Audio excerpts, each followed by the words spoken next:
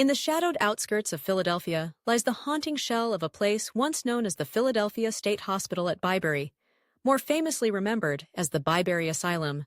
Its crumbling red brick exteriors, tangled in ivy and decay, serve as grim sentinels guarding secrets too dark for most to imagine.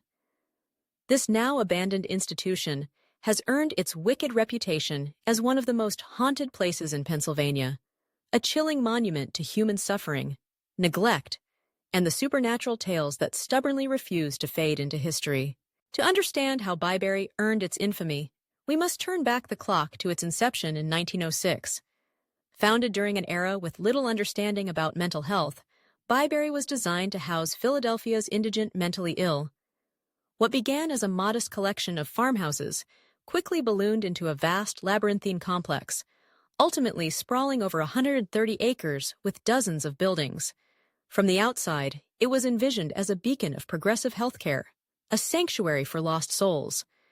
However, the truth inside these walls could not have been further from that noble idea. As decades wore on, overcrowding and underfunding pushed Byberry past its breaking point. Thousands of patients were crammed into filthy, poorly lit dormitories. Resources dwindled, hope vanished. Reports from former staff and patients painted a hellish portrait: men and women chained in sparse cells, neglected, and left to rot in soiled bedding. Down echoing corridors and past doors with peeling paint, the air was forever thick with a lingering sense of despair and dread. Nurses and orderlies, overworked and overwhelmed, gradually succumbed to bitterness or indifference. Treatment regimens far too often replaced with sedation, restraint, and in some cases, outright cruelty. By the 1940s, investigative journalists and whistleblowers brought Byberry's long-kept secrets into the harsh light of day. Photographs emerged, bleak images seared into public memory, of emaciated patients lying naked on concrete floors, staring blankly, forgotten by the outside world. Medical care was all but absent, hygiene non-existent, and abuse a daily occurrence. Humanitarian outrage was fierce, yet even as reforms were urged, the institution continued under the heavy shroud of neglect for decades to come. After nearly a century of controversy, Byberry Asylum finally shut its doors in 1990.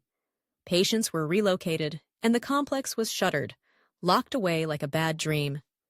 But with the closing of the wards, the horror stories did not end. They only transformed, passing from accounts of the living to sightings of the dead.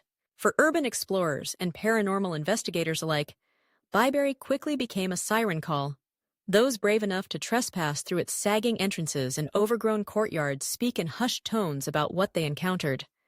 Deep within the bowels of the asylum, where moonlight is filtered through shattered glass and gaping holes in the roof, it is said that shadows move of their own accord. The static hum of night vision cameras reveals figures gliding across distant hallways, only to vanish when approached. Eerie soundscapes, creaking floors, distant screams, and the clang of rusted metal doors echo in the void, blurring the line between memory and haunting. Eyewitness accounts tell of chilling cold spots in rooms untouched by wind or weather, a sign, paranormal experts claim, of supernatural presence. Local legend describes a disembodied female voice softly weeping,